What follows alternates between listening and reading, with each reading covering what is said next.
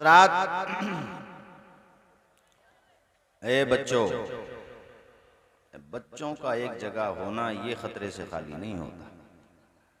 सबका अलायंस हो जाए कोई बात नहीं है, बच्चों का नहीं होना चाहिए। खामोश हो बेटा, खामोश। मेरे दोस्तों, आप और हम यहां बैठकर सबको जो चैनल्स के जरिए देखें उन्हें भी, और जो यहाँ हैं इन्हें भी, अल्हम्दुलिल्लाह सबको ये एहसास दिलाया जा रहा है कि लब्बे नाते पाक का नगमा कल भी था और आज भी है।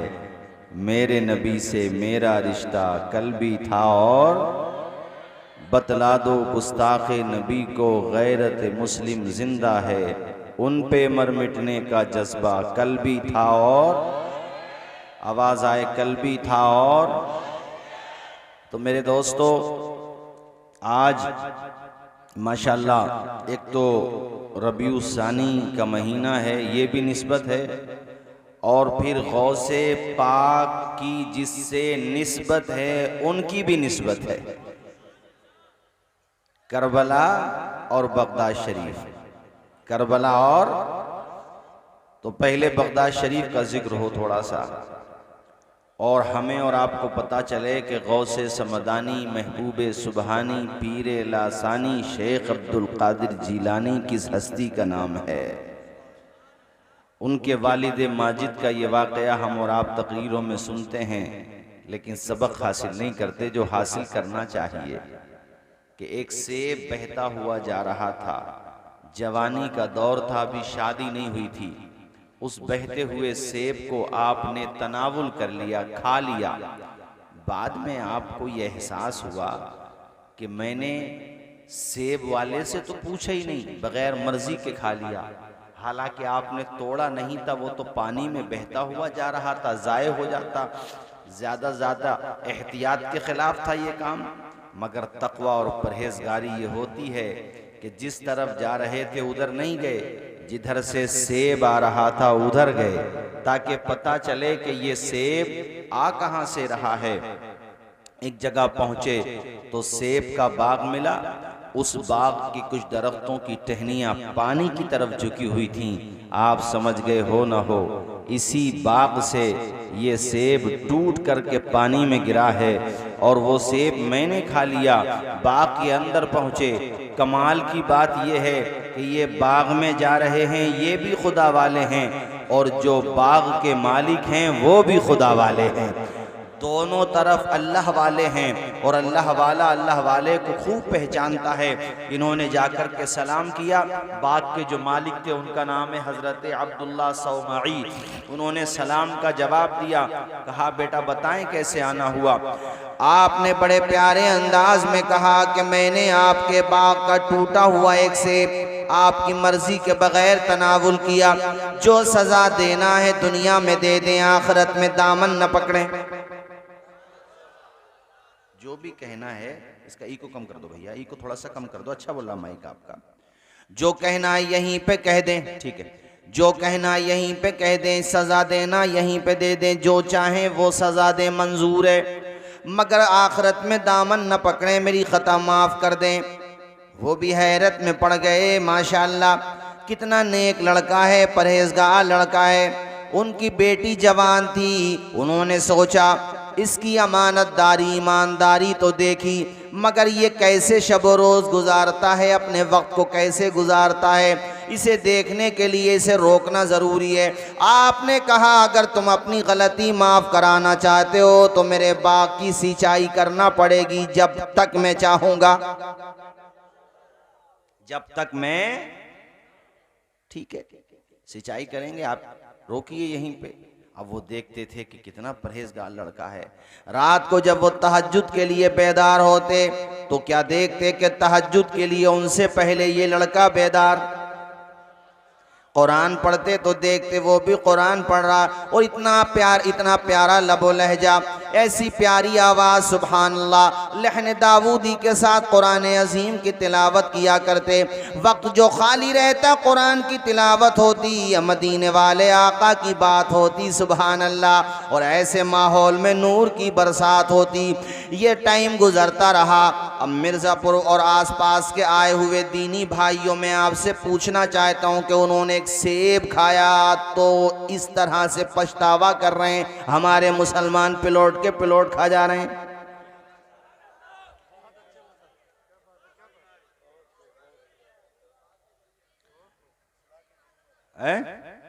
पिलोट के पिलोट खत्म, जमीनों की मेडों के झगड़े नहीं है, हैं? जिसकी ताकत है वो दूसरे की जमीन क्या गला दबाने को तैयार है। वो तो बुलडोजर का डर है ना, तो दबा दे।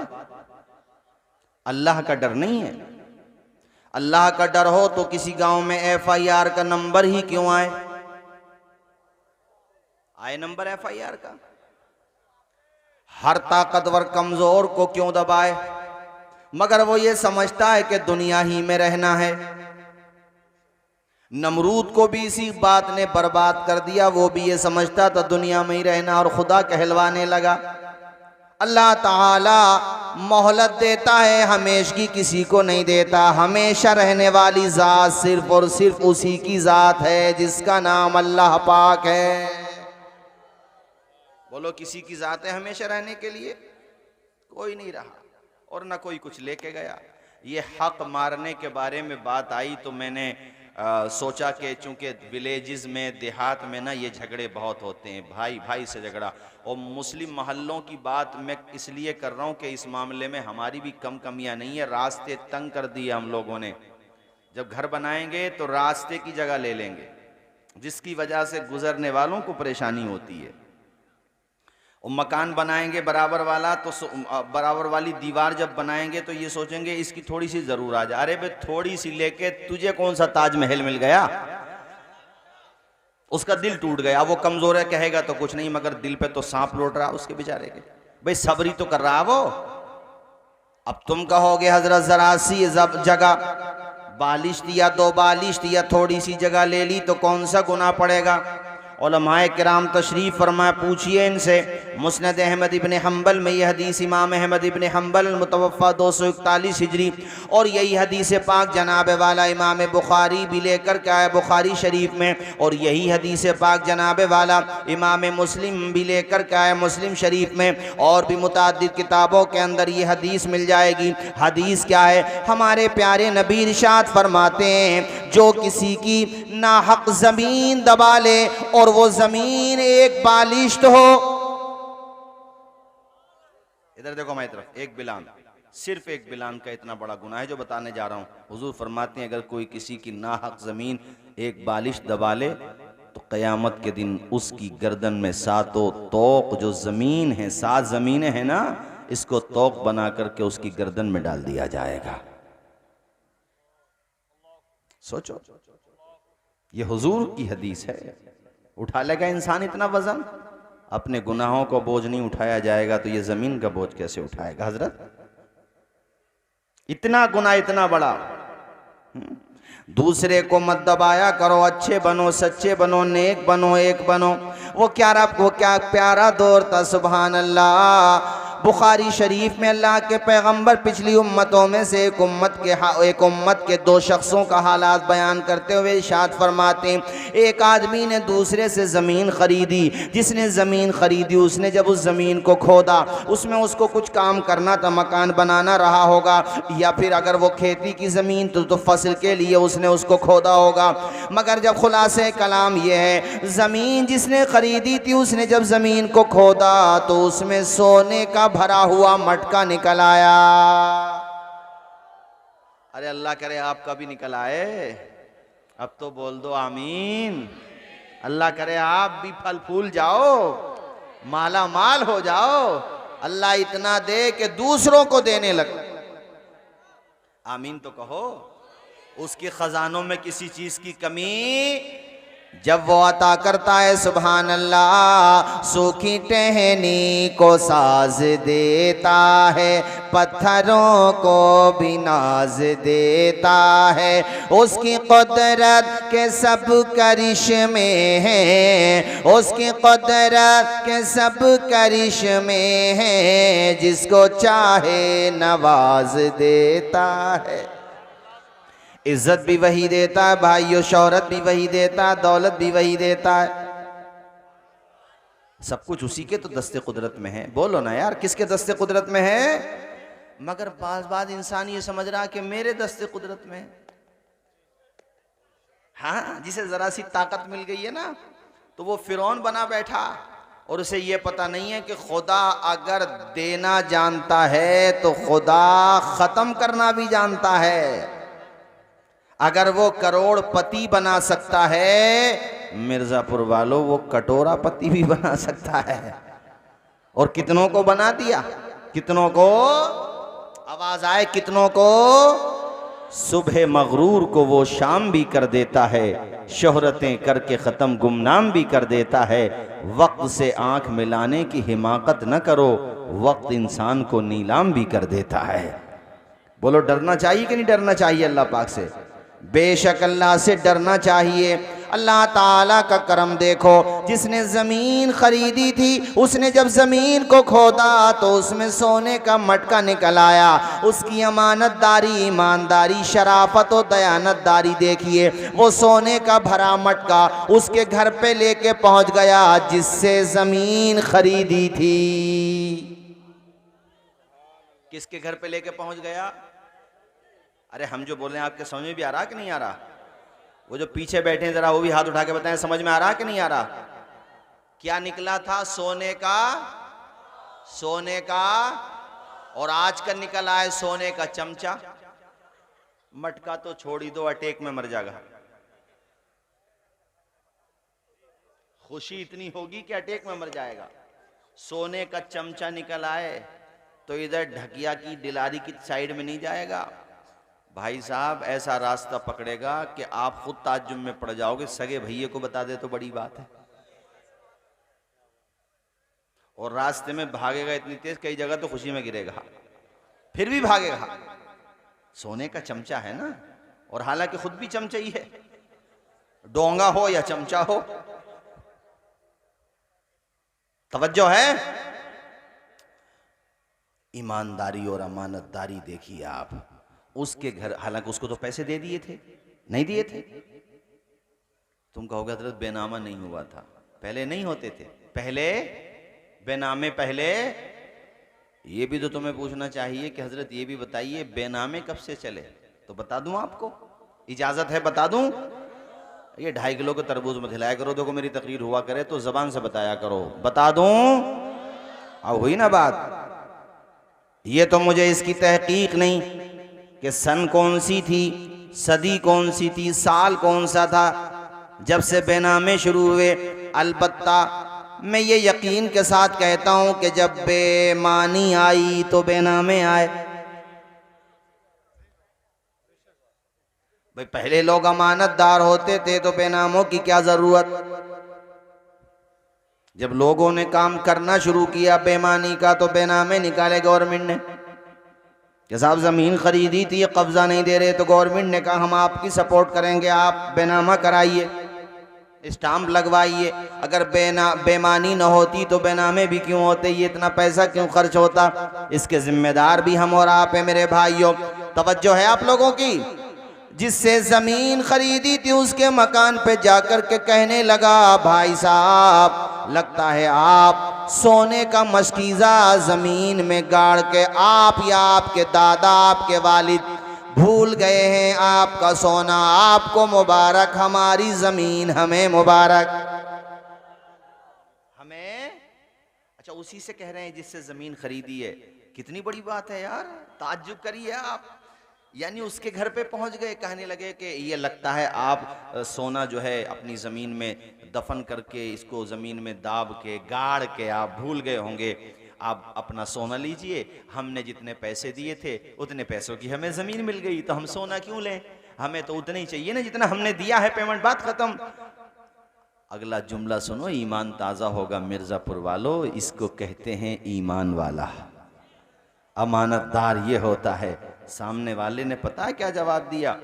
सामने वाले ने कहा मेरे इल्म में नहीं कि मेरे घर वालों ने किसी ने ये यानी ये सोना दबाया हो, दफन किया हो, लिहाजा हमारी नीयत खराब ना करो।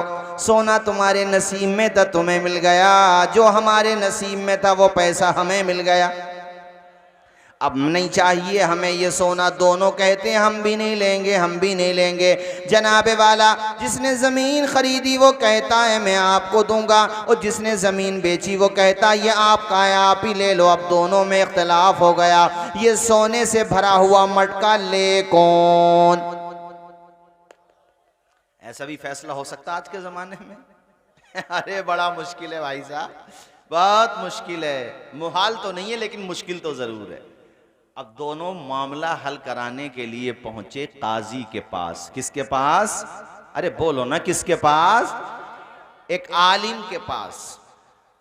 आलिम को पूरी बात बताई। अच्छा एक बात बताऊं मैं आपको, जब मामलात उलझ जाते हैं ना तो सुलझाने के लिए दौलत काम नहीं आती है, इल्म काम आता है। ऊंचा बोलिए, क्या काम आता है? इसलिए आपके वहाँ पे जो मदारिस चल रहे हैं उनकी कदर कीजिए, इज़्ज़त कीजिए, पढ़ाइए बच्चों को। इल्म जो है उजाला होता भी। यहाँ पे जलसे में अंधेरा हो जाए, आप एक दूसरे को चेहरे को नहीं पहचान पाओगे, चूँकि जहालत में आ गए, गोया के जहालत में आ गए। और ये जो उजाला है गोया के इल्म में आ गए, इसलिए एक दूसरे को पहचान भी रहे हो, समझ भी रहे हो। अपने बच्चों को पढ़ाओ, उनके हाथों में कलम दो। इल्म बहुत अजीम दौलत का नाम है। ऐ मेरे साथियों, आलिम होता है, उसकी शान बड़ी बुलंदो बाला होती है। कुरान में उलमा का लफ्ज आया है, इन्नमा यख्शल्लाह मिन इबादिहिल उलमा। उलमा का लफ्ज कुरान में आया है। आज बाज लोग समझते हैं आलिम क्या होता है। अरे आलिम कुरान बता रहा है क्या होता है। एक जगह मेरा रब कहता है, कुल हल यस्तविल लज़ीना यअलमून वल्लज़ीना ला यअलमून। जानने वाला और ना जानने वाला बराबर नहीं हो सकता। तो जो नहीं जानता है उसे चाहिए वो आलिमों का मुकाबला न करे। अगर उसके पास कोई मनसब है, कोई पोस्ट है, तो वो ये ना सोचे कि इस आलिम के पास कुछ नहीं है, लिहाजा मैं इस पे हावी हो जाऊं। हावी कोई किसी पर नहीं होता है, हावी अगर होता है तो इल्म होता है। ऐ मेरे दोस्तों, इसलिए इल्म की कदर किया करो। इल्म ही वो है जो मसाइल से निकालता है आपको। अब इन दोनों का मसला जब दरपेश हुआ तो दोनों एक आलिम के पास पहुंच गए। किसके पास पहुंच गए? जरा जोर से बोलो ना यार, और जोर से मचल के बोलो।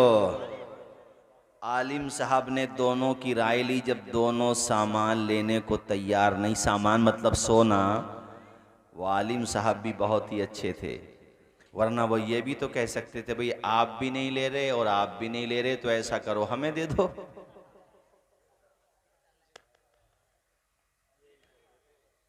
आजकल अगर ये मामला पेश हो तो भाई आप भी नहीं ले रहे, आप भी नहीं, तो भैया आप दोनों की सहमति हो तो हमारे मदरसे को दे दो। उन्होंने पता क्या फैसला किया मिर्जापुर वालों? उन्होंने कहा ये बताओ तुम्हारे पास आल औलाद है, बच्चे हैं? कहा हाँ। एक ने कहा बेटा, एक बोले बेटी। आपने फरमाया आप अपनी बेटी का निकाह इनके बेटे से कर दें और आप अपने बेटे का निकाह इनकी बेटी से कर दें, और ये जो सोना है ना इसे इसी में एडजस्ट कर दें। अच्छा फैसला हुआ कि नहीं? बोलो यार जोर से जरा, आवाज आए, हुआ कि नहीं हुआ? और एक बात और सुनो, एक हदीस और सुनो, मुझे याद आई मेरे दोस्तों।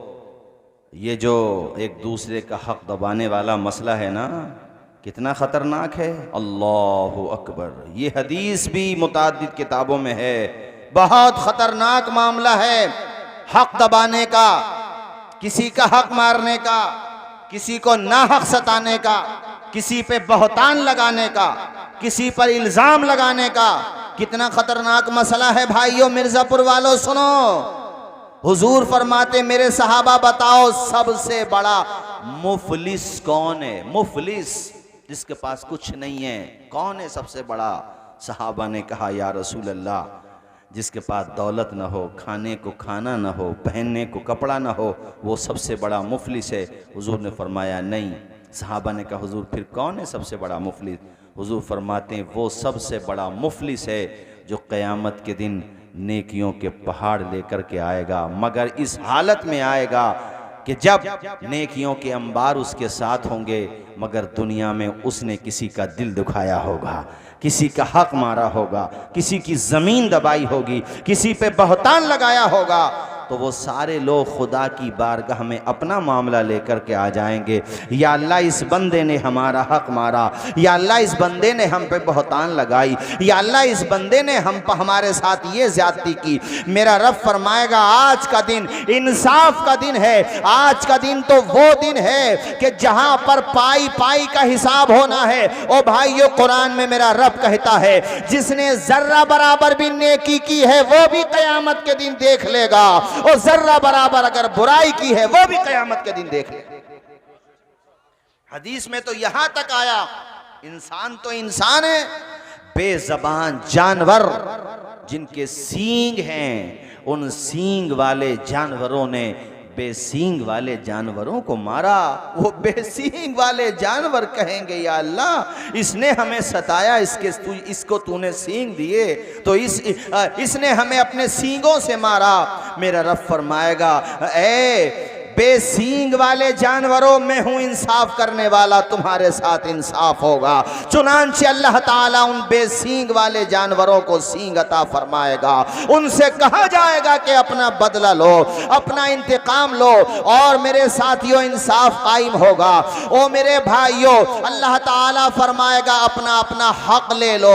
हक लेने का तरीका ये होगा कि इतनी नेकियां तुम ले लो, इतनी नेकियां तुम ले लो, इतनी नेकियां तुम ले लो। हुजूर कहते हैं सबसे बड़ा मुफलिस वो इसलिए होगा कि उसकी सारी नेकियां दावेदार ले जाएंगे। जिनको सताया होगा वो ले जाएंगे, जिनका हक मारा होगा वो ले जाएंगे। जब आया था तो नेकियों का अंबार था, लेकिन अब देखते ही देखते सारी नेकियां दूसरे ले गए।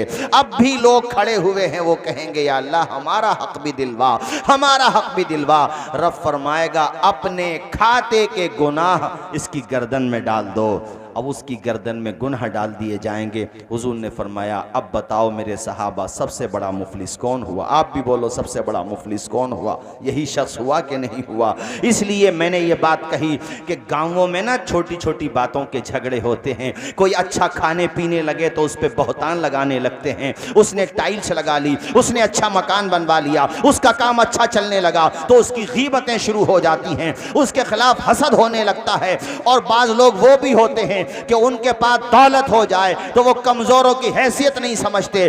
दौलत मिलने के बाद मुतकब्बिर न बनो, घमंड न सीखो, और अगर नहीं मिल रहा है तो हसद न सीखो, हर हाल में सीखो तो खुदा का शुक्र करना। जरा जोर से बोलो सुभान अल्लाह, सुभान और मचल के बोलो सुभान अल्लाह। नेक बनना है, हाथ उठा के बोलिए नेक, आवाज आए नेक। किसी की जमीन किसी का दिल। अरे हम तो ये कहते हैं ये काम भी खत्म करो कि वो दूसरी पार्टी में है तो हम उसे सलाम क्यों करें? वहां फहीम साहब, अरे उसके घर प्रोग्राम है मिलाद का, हम नहीं जाएंगे, वो उस पार्टी में है। किसी भी पार्टी में हो, ये दुनिया के स्टेटस हैं, तुम सिर्फ एक पार्टी में हो, मोहम्मदुर रसूलुल्लाह के उम्मत। दुनियावी हिसाब से चल रहे हो वो बात अलग है, मगर जब मिलाद हो किसी के घर पे, ये कोई मोमिन भाई सामने आ जाए, तुम्हारे अब्बा की उम्र का है, तुम ये देख रहे हो कि इसने हमें वोट नहीं दिया, इसने हमारे ग्रुप को वोट नहीं दिया, ये ना देखो, वो सलाम नहीं कर रहा ना, गुजर रहा, गुजरने दो, उसका किरदार है। तुम आगे बढ़ के सलाम करो, कहो कि ये हमारा किरदार है, सलाम करो मोहब्बत से। और ये ना सोचो कि सलाम करने से इंसान छोटा हो जाता है। जिसे 90 नेकियां मिल रही हैं वो छोटा कैसे हो सकता है? 10 मिल रही हैं जवाब देने वाले को, 90 मिल रही हैं सलाम करने वाले को। अदब से झुकता है, झुककर सलाम करता है, फकीर दिल को सिकंदर सलाम करता है। न इसमें रहना के कोई तुम्हें सलाम करे, बड़ा तो वो है जो बढ़कर सलाम करता। सुभान अल्लाह सुभान अल्लाह।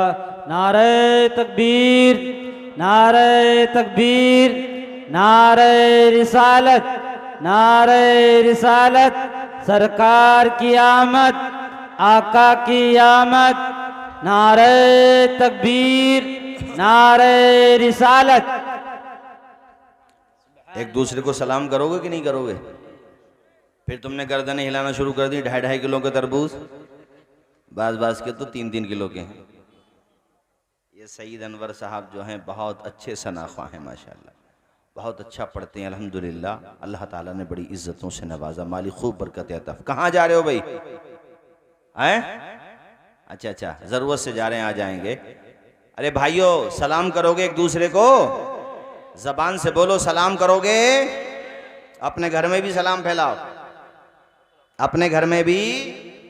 हाँ, ये मत सोचो कि मैं बीवी को सलाम करूंगा सर पे बैठ जाएगी, वो तो पहले से ही बैठी है। इधर आ जाओ, आप करीब आ जाओ जरा। अरे हमारे बुजुर्ग आलिम दीन है माशाल्लाह, कारी जाहिद साहब माशाल्लाह। हजरत सही मशवरा ना भाई, बीवी को भी सलाम करो। बाद लोग समझते हैं, मौलाना लोग कह रहे हैं बीवी को भी सलाम करो। हाँ, बीवी को भी सलाम करो। और बीवियों से कह रहा हूं, तुम सलाम का मौके में दो, उनसे पहले तुम सलाम करो। और सलाम का फायदा ये होगा कि कुछ होम मिनिस्ट्री का मूड कुछ खराब भी होगा, आप सलाम करोगे इंशाल्लाह मूड सही हो जाएगा। गलत तो नहीं कह रहे हैं भाई? अच्छा, सभी के चेहरों पे मुस्कुराहट है, मतलब ये है कि तजर्बा थोड़ा बहुत सबको ही है।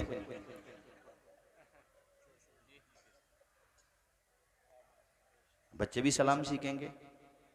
सलाम को फैलाओ, हुजूर कहते हैं सलाम फैलाओ, इससे मोहब्बत बढ़ती है, इससे आवाज आए, इससे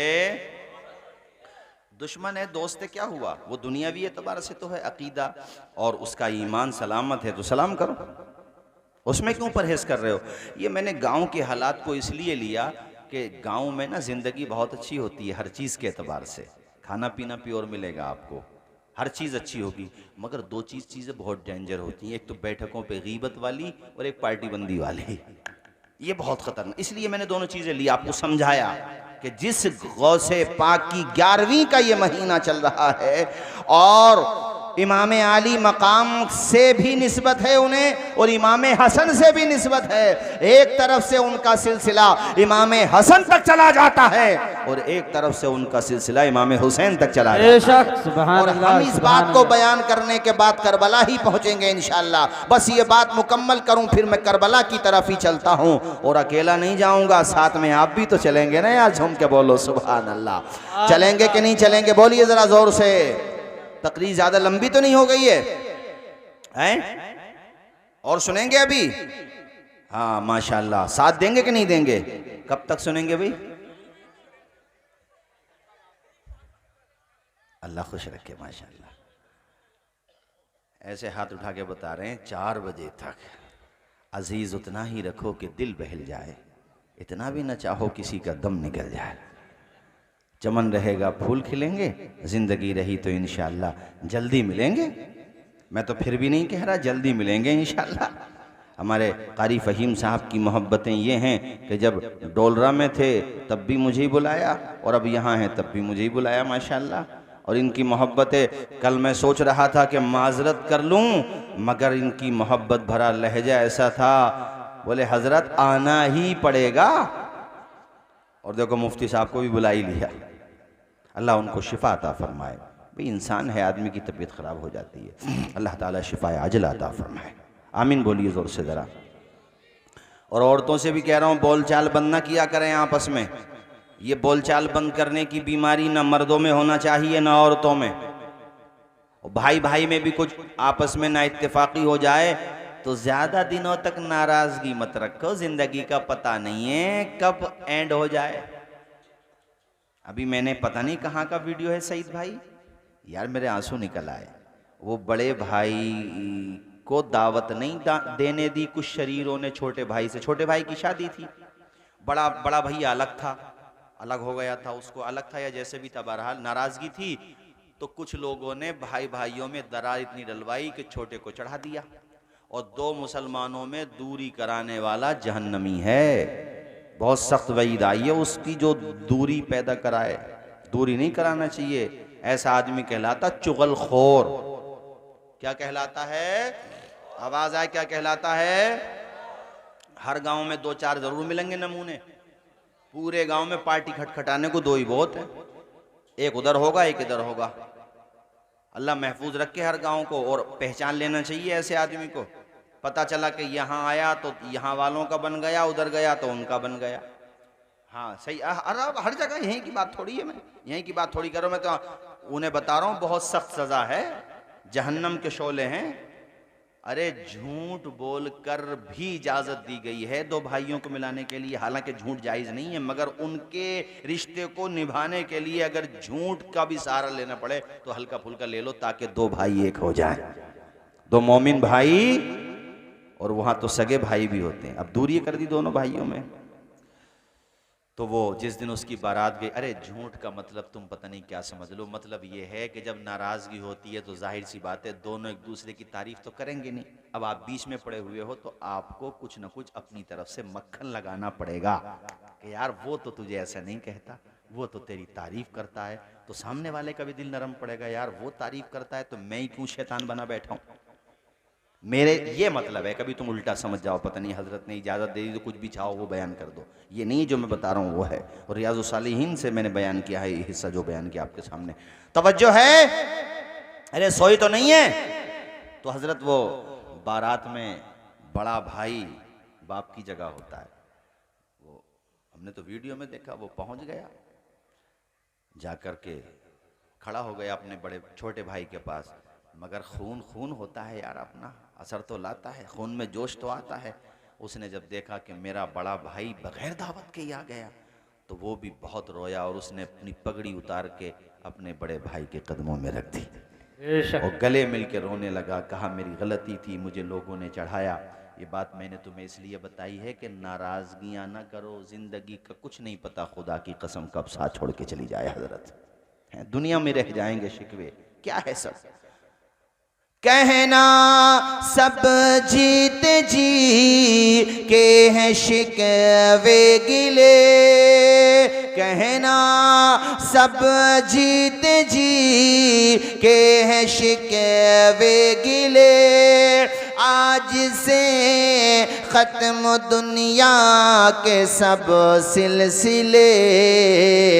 शम्म ढलने को है, दम निकलने को है।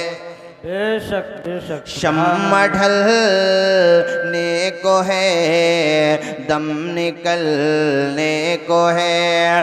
अब है क़िस्सा तमाम आखिरी आखिरी हश्र में है, फिर मिलेंगे मेरे। पढ़ दो मेरे साथ यार।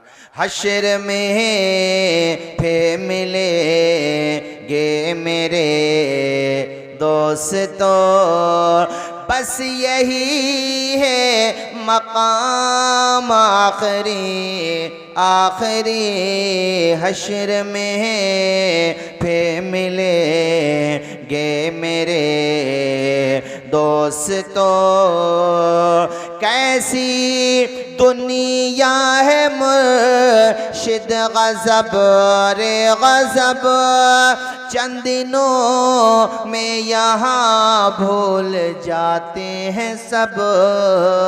जिस बहाने मेरी याद आ जाए तो, जिस बहाने मेरी याद आ जाए तो, पढ़ लेना कलाम आखिरी आखिरी हश्र में फिर मिलेंगे मेरे दोस्तों। मुझको जिंदगी का खुलासा यही है, एक दिन आए थे एक दिन चले जाएंगे। आए थे तब भी रो रहे थे, जाएंगे तब भी रो रहे होंगे। आए थे तब भी कुछ नहीं था बदन पर, जब जाएंगे तब भी कुछ नहीं होगा सिवाय कफन के 3 कपड़ों के। मर्द है तो, औरत है तो 5 कपड़े, बस बाकी सब दुनिया में रह जाएगा। कोई अपने साथ कुछ लेकर के नहीं जाएगा। इसलिए साहिबो दिल को बड़ा करना सीखो, तंग करना मत सीखो, एक दूसरे से रिश्ता निभाना सीखो, रिश्ता ख़त्म करना न सीखो। हुजूर ने फरमाया रिश्तेदारी ख़त्म करने वाला जन्नत में दाखिल नहीं होगा, कातए रहम जन्नत में दाखिल नहीं होगा। रिश्तों को बनाना सीखो, दब जाओ दबाओ नहीं। तुम्हें बता चुका हूँ, एक बालिश्त ज़मीन दबाने का इतना बड़ा गुनाह है तो पिलोट के पिलोट निकल जाने का कितना बड़ा गुनाह होगा। एक एक दो दो बीघा ज़मीन पे नाहक कब्जा करने का कितना बड़ा गुनाह होगा। ये जमीन अपने साथ जब कारून ही नहीं ले गया है तो आज का कौन इंसान लेकर के जाए। दुनिया में छोड़ के चले जाओगे मेरे भाइयों, कोई अपने साथ कुछ लेकर के नहीं जाएगा। मुझको नहला के पहना दिया है कफन, रो चुके मिलके माँ बाप भाई बहन, साथियों अब उठाओ जनाजा मेरा, हो चुका इंतजाम आखिरी पढ़ें जरा जोर से सारे लोग। हश्र में मिलेंगे मेरे दोस्तों। बात यहां से निकली, मैं ये बता रहा था गौसे पाक के अब्बू जान एक सेब खाने की वजह से बाग में चले गए। जिनका बाग था उनका नाम है अब्दुल्ला सौमई। उन्होंने आपकी शब व रोज़ को देखा, आपकी अदाओं को देखा, वो भी दिल से आप पर फिदा हो गए। उनका मकसद ये था, बेटी जवान थी उनकी, एक दिन कहने लगे बेटे मैं तुम्हें माफ़ कर दूंगा, अब तुम यहाँ से जा सकते हो, बस एक बात मेरी और मानो। गौसे पाक के अब्बू जान हज़रत अबू सालेह ने कहा हज़रत वो भी बताओ, मान लूंगा। कहा मेरी बेटी से शादी करो, मैं तुम्हें यहाँ से जाने की इजाज़त दे दूंगा। बेशक, सुभान अल्लाह, बहुत खूब हजरत। शादी सुनो, इस पे भी बोलना जरूरी है। उन्होंने ये नहीं पूछा तुम पे जमीन कितनी है, सैलरी कितनी है, ये देखा कि बच्चे के पेशानी में सजदे की तड़प कितनी है, लड़के में दीन कितना है। और आज क्या देखा जा रहा, 10-10 जगह को फोन किया जाएगा, अरे वो ज़रा ढकिया से रिश्ता आया है, डिलारी से रिश्ता आया है, जमशेदपुर से रिश्ता आया है, भोजपुर से, पीपल्स आना से, ज़रा पता करिए कुछ। दोनों तरफ से, लड़की वाले भी, उधर से लड़के वाले। अब वो खुल के तो कह नहीं पाते, मगर वो जो बिचौलिया होता है, अच्छा बिचौलिया भी बेचारा बड़ा परेशान होता है। अगर लड़की और लड़के का रिश्ता निभ गया, समधी और समधी समधन, अरे उधर भी समधन इधर भी समधन यार, वो तो समधी समधी का आपस में रिश्ता बन गया तो एक दफ़ा उससे नहीं कहेंगे कि भाई बड़ा शुक्रिया, बड़ी अच्छी जगह रिश्ता। भाई लड़के का नसीब ही बहुत बढ़िया था, लड़की का नसीब बहुत अच्छा निकला भाई। और अगर किसी वजह से अनबन हो गई और वो बिचौलिया धोखे से भी इनके घर आ गया, ये बैठा मरदूद, इसने बेड़ा गर्क कराया।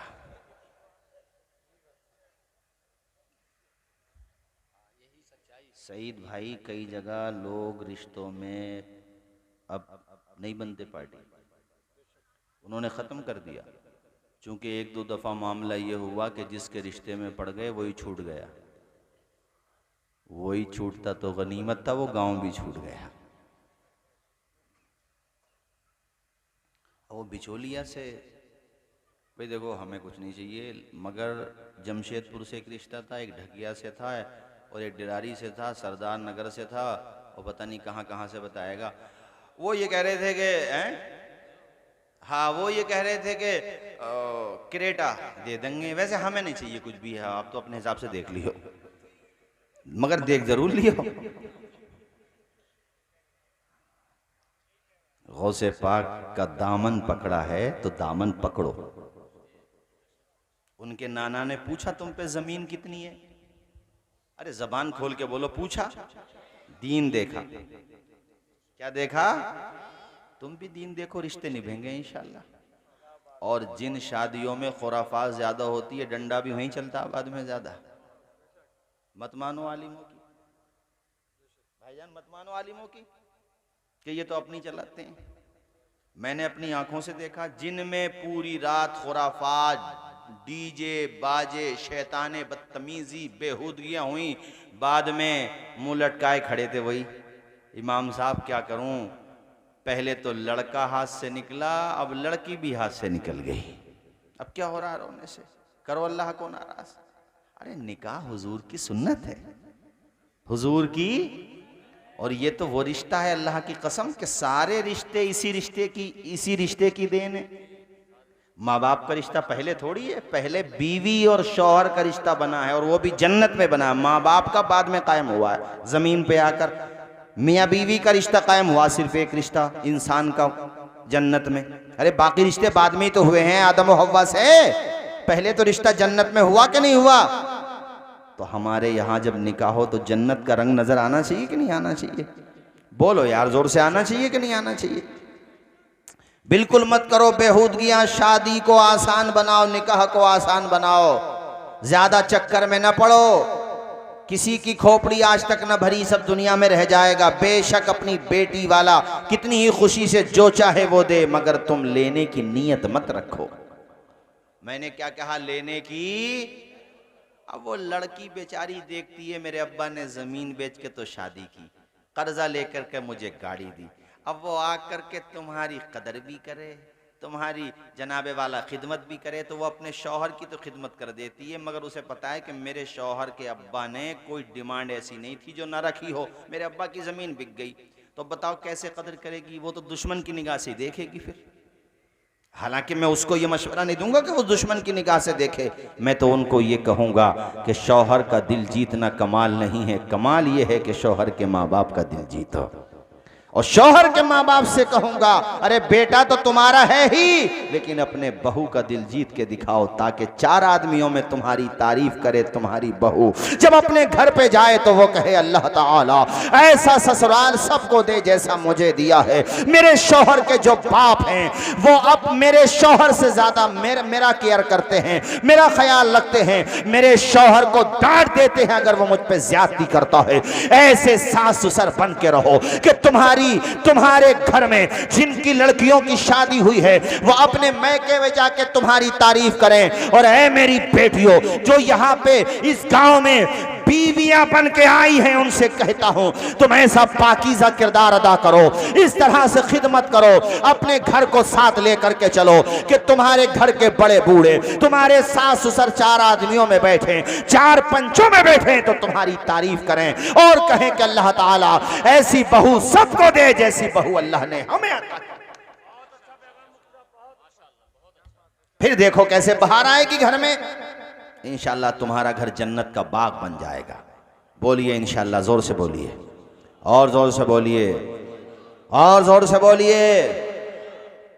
घरों के माहौल अच्छे करो।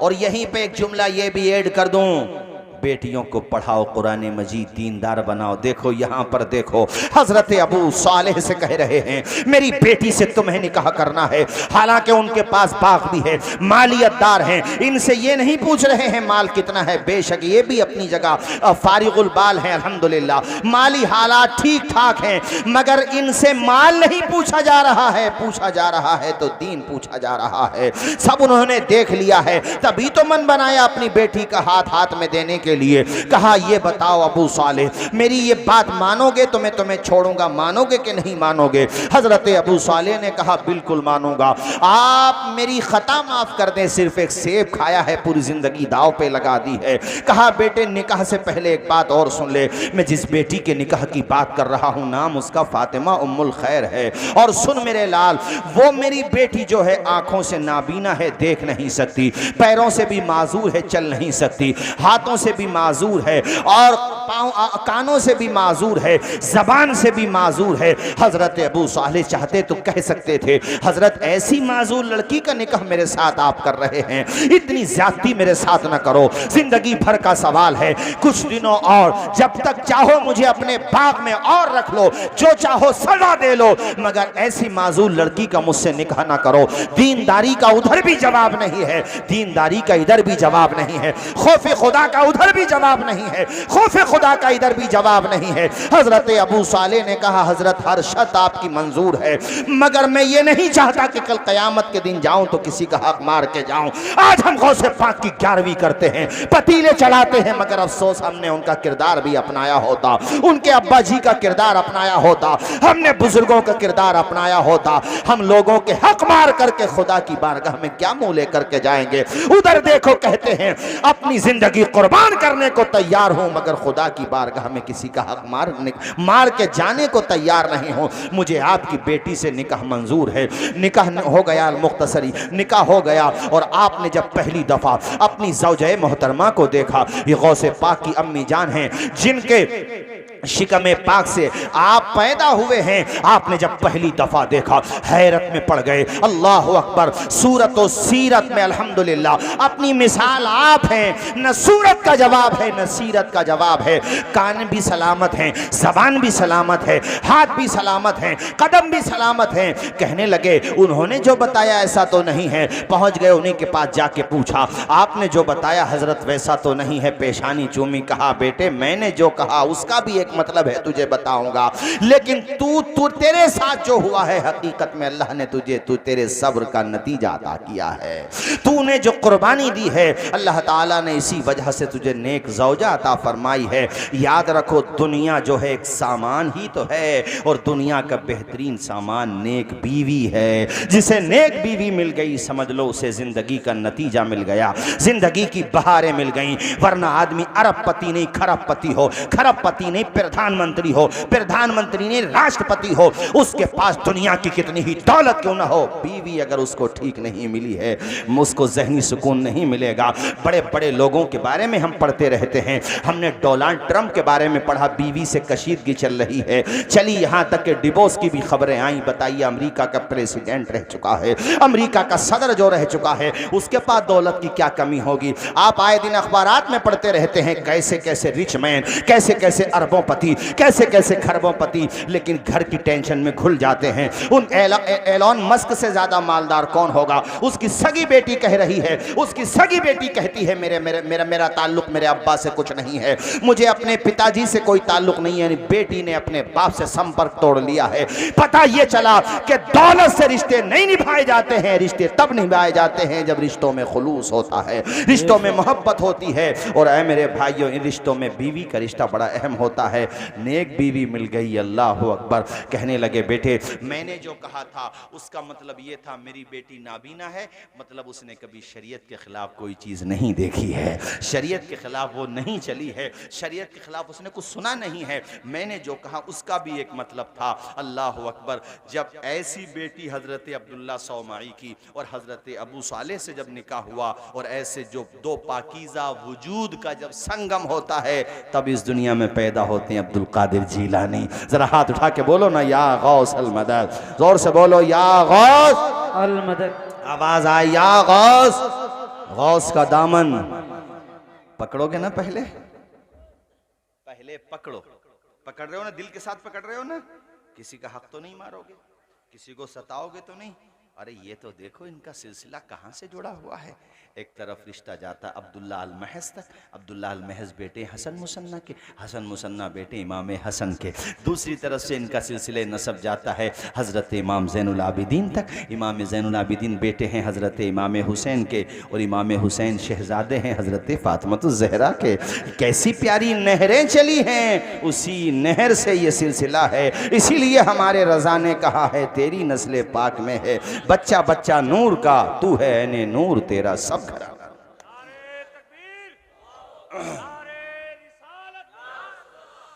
अब भैया टाइम भी देख लो हैं? नहीं, अब सबका भी ख्याल रखना चाहिए। और हमारे सईद भाई भी पढ़ेंगे। आखिर में बस ये बता दूं, गौसे समदानी, महबूब सुबहानी, पीर लासानी, शेख अब्दुल कादिर जीलानी भी दर हकीकत आप देखें तो फैजान है गुलशने फातिमी का। गुलशने, उधर उनके जद ने दीन का काम किया, और कैसा काम किया, हाँ कैसा काम किया। अल्लाह अकबर। सजदे तो सबने किए, तेरा अलग अंदाज है, तूने वो सजदा किया जिस पर नबी को नाज है। जख्मों से चूर है आपका बदन पाक, खून रस रहा है, मगर फातिमा का बेटा फिर भी सजदा कर रहा है। और हम और आप नरम नरम गद्दों में सोते रहते हैं, मस्जिद में पानी की व्यवस्था है फिर भी नमाज नहीं पढ़ते, एसी लगी हुई है, बाज मस्जिद में कूलर लगे हुए हैं, मगर हम क्या कहते हैं, हुसैन का दामन नहीं छोड़ेंगे। पहले पकड़ो दामन फिर कहना नहीं छोड़ेंगे। हमारे हुसैन ने कितने जख्म खाने के बाद भी सजदा किया है, और आपने ये साबित करके दिखाया है कि न मस्जिद में न बैतुल्लाह की दीवारों के साए में नमाज इश्क अदा होती है तलवारों के साए में। ज़रा ज़ोर से बोलें या हुसैन, आवाज़ आए या हसन या हुसैन। नारा यही लगाया करो। मैं बोलूँगा आँखों की ठंडक दिल का चैन, आप बोलेंगे या हसन या हुसैन। हुजूर ने जब भी जिक्र किया ना दोनों नवासों का किया। जैसे देखो इस हदीस में हुजूर ने क्या फरमाया, जैसे हुजूर एक नवासे को इस कांधे पे, दूसरे नवासे को इस कांधे पे सवारी करा रहे हैं, तो सहाबा ने कहा नेअमल मरकब, या रसूलल्लाह कितनी अच्छी सवारी है, आप सवारी बन गए, कितनी अच्छी सवारी है।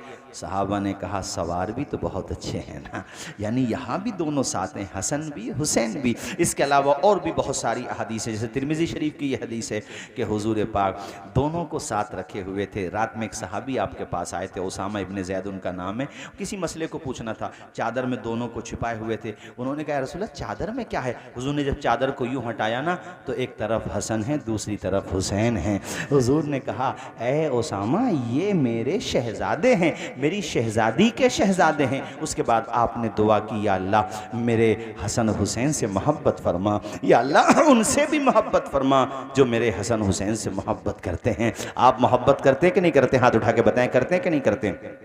सब लोग करते हैं, बोलो सब करते हैं। एक हदीस में हुजूर ने फरमाया हसन हुसैन जन्नती जवानों के सरदार हैं। एक हदीस में हुजूर पाक ने फरमाया हसन और हुसैन जन्नती फूल हैं, यानी हर जगह हसन भी हैं हुसैन भी हैं, हसन भी हैं हुसैन भी हैं। तो हम भी जब नारा लगाएं तो हसन भी हैं और हुसैन भी हैं। अब मैं नारा लगा रहा हूं, आंखों की ठंडक दिल का चैन, बोलो या हसन या हुसैन, हाथ उठा के, आंखों की ठंडक दिल का चैन।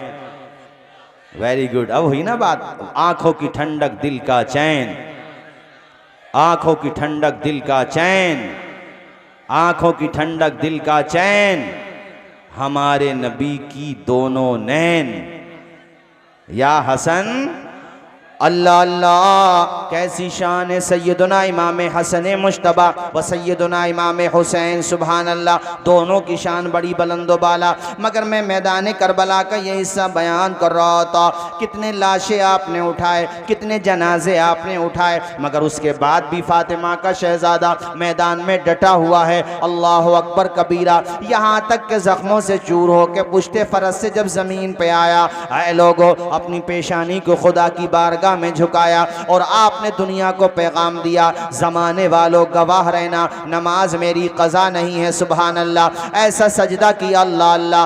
आपने दुनिया वालों को बता दिया कि मेरे नाना जान के उम्मतियों देखो नमाज मत छोड़ा करना। इस्लाम के आलम को उठाया हुसैन ने, बातिल के आगे सर न झुकाया हुसैन।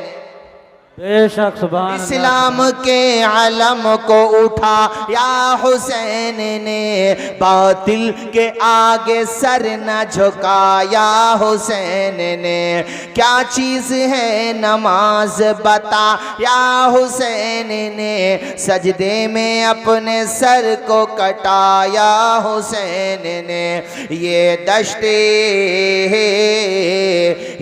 दश्ते करबला से अब भी आती है सदा। हाथ उठा के पढ़ दे जरा, हय्या अला सलाती। मजमे में से कोई भाई खड़े होकर नारा लगाया, जरा पब्लिक में से लगा दे कोई, माशाल्लाह।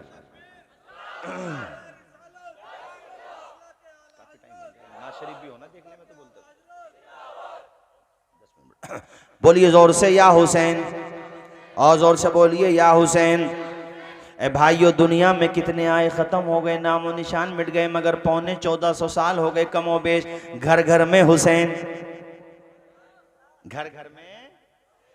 वो कौन सी बस्ती है, वो कौन सा नगर है, वो कौन सा डगर है, वो कौन सा शहर है जहां हुसैन ना हो। अगर मैं यहीं पे वोटर वोटर वोटर वो मंगवा लूं, वोटर लिस्ट जो विलेज में जिससे वोट पड़ते हैं, उसमें नाम तलाश करूं तो किसी के आगे हुसैन होगा, किसी का नाम हुसैन होगा, किसी का मोहम्मद हुसैन होगा, किसी का हसन होगा।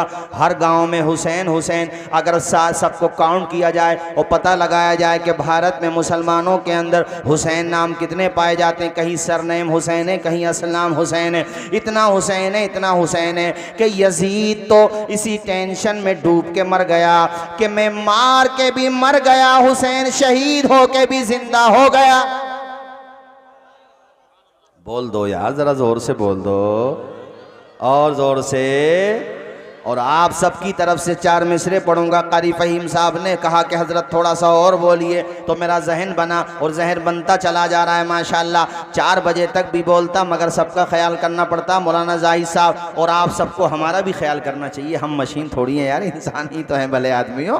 तवज्जो फरमाइए, आप सबकी तरफ से 4 मिसरे पढ़ूंगा। उनकी निस्बत का ताज रखते हैं, हर मरज का इलाज रखते हैं। खौफ क्या हो हमें यजीदों से, खौफ क्या हो हमें यजीदों से, हम हुसैनी मिजाज रखते हैं।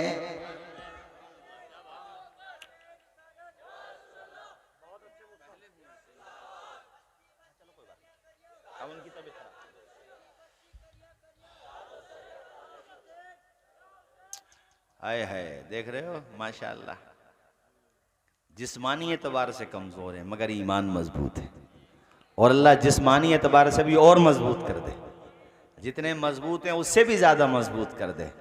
मुझे ऐसा नहीं लग रहा 1 बजने को है कि 1 बज रहा हो, बल्कि ऐसा लग रहा है जैसे जलसा शुरू हो रहा हो।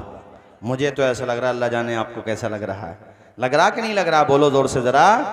है अल्लाह ताला आपको शादो आबाद रखे, घर घर में हुसैन, नगर नगर में हुसैन। आप सब्र तो देखो मेरे हुसैन का, मिसाल दी जाती है, सब्र को मुजस्सम किया जाए तो हुसैन इब्ने अली कहा जाता है। क्या कहा जाता है? एक बेटे जिंदा रहे थे आपके, यानी दुनियावी जिंदगी के एतबार से मैंने बोला, इमाम ज़ैनुल आबिदीन, अल्लाह ताला ने उनकी नस्ल में कितनी बरकत की कि आज शायद कोई मुल्क हो, कोई सूबा हो, कोई ज़िला हो, कोई शहर हो जहाँ उनके नसब की खुशबू ना हो। महरेरा जाहिए, उनके नसब की खुशबू मौजूद है। बोलो ज़ोर से बोलो ज़रा। कल्बी शरीफ जाइए, उनका फैज़ान मौजूद है, फैज़ान जिस्मानी रूहानी तो हर जगह अल्हम्दुलिल्लाह। मसूली शरीफ जाइए, किचौचा शरीफ जाइए, हैं बिलग्राम शरीफ जाइए, हर जगह सुभान अल्लाह। एक बेटे की संतान को अल्लाह ने इतनी बरकत दी, हर जगह फैला दिया संतान को अल्लाह पाक ने। बरकत दी कि नहीं दी? बोलो जोर से बोलिए ज़रा। और इमाम आली मकाम की शहादत के बाद घर वालों ने जो कुर्बानी दी है, हज़रत सैयदा ज़ैनब हों। मैं माओ बहनों को बताना चाहता हूँ कि ज़ैनब का किरदार इतना बुलंद किरदार है कि दास्ताने करबला मुकम्मल हो ही नहीं सकती उनके ज़िक्र के बग़ैर, उनके तज़किरे के बग़ैर। नाना के नवासे ने मुसल्ला नहीं छोड़ा, सरतन से जुदा हो गया सजदा नहीं छोड़ा। दरबार में बोली भी तो लहजे में अली के, ज़ैनब ने किसी हाल में पर्दा नहीं छोड़ा। ये हज़रत सैयदा ज़ैनब हैं कि जिनके तक़द्दुस की कस्में ली जाती हैं, जिनकी तहारत व इफ़्फ़त व पारसाई की कस्में ली जाती हैं। कैसी अजीम कुर्बानी दी है मेरे इमाम आली मकाम ने, अल्लाहु अकबर कबीरा। ऐसा किया हुसैन ने सजदा नमाज में, सजदा नमाज में। ऐसा किया हुसैन ने सजदा नमाज में, जैसे झुका हो सब्र का काबा नमाज में।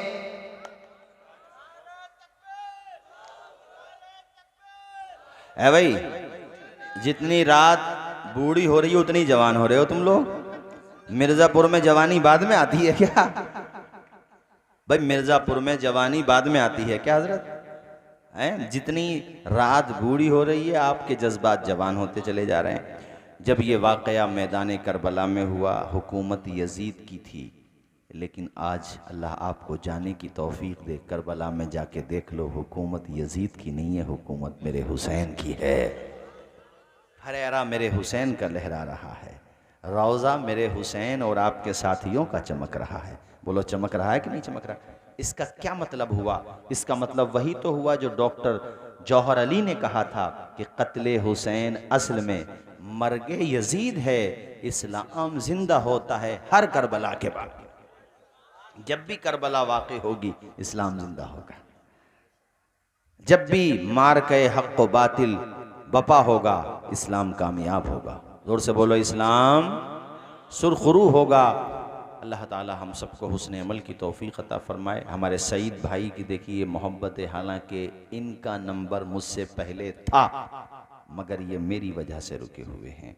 अब तक जा भी सकते थे, तो इतना भी नहीं हो कि इनको भी लंबा सफ़र तय करने। जोखनपुर रहते हैं ये, और माशाल्लाह मेरे बड़े मुखलिस अहबाब में से हैं। हमारे नकीब जलसा भी जा सकते थे। हमारे मौलाना, हाँ मौलाना मेरा साहब को अच्छी तरीके से जानता हूँ, मेरे बड़े अजीज़ हैं। ये भी मेरी वजह से रुके हुए मौलाना मेरा साहब, वरना जा सकते थे। और इन्होंने इतना प्यारा कलाम सुनाया साहब, वाकई दिल बाग बाग हो गया माशाल्लाह। तो मुझे इनका भी ख्याल करना है और मुझे वक्त का भी ख्याल करना। अगली दफ़ा आऊँ तो 10 बजे बिठा दियो, 10 बजे से लेके 12:30 तक 2.5 घंटा तकरीर होगी इंशाल्लाह। ज़िंदगी रही हमारी और आपकी तो इंशाल्लाह 2.5 घंटा ना सही तो मौलाना फ़हीम साहब 2 घंटा तो बहरहाल हो ही जाएगी, और 1.5 तो अब भी हो गई। मगर दिल अल्हम्दुलिल्लाह, ये ज़िक्र उनका हो रहा है जहाँ दिल भरने की बात करते हो, गर्दने कटाने के बाद दिल नहीं भरता यार। यहाँ ज़िक्र सुनने के बाद दिल भर जाएगा। ये ज़िक्र उन हस्तियों का हो रहा है। अल्लाह ताला आप सबकी हाज़िरी कबूल फरमाए। जिन लोगों ने इस प्रोग्राम को सजाने में दामे दिरम कदम सुखन जिस तरह से भी हिस्सा लिया है, मालिक सबके ताउन को शर्फ़ कबूल अता फरमाए। हमारे ये उलमाए ज़वील कराम, ये सब मेरा ख़ानदान जो बैठा हुआ है, इनका भी मैं शुक्रगुज़ार हूँ। इधर ख़ानदान साथ है और इन्हीं के साथ साथ इधर हिंदुस्तान भी साथ है माशाअल्लाह। अल्लाह ताला आप सबको खुश रखे, बेफ़िक्र रहे।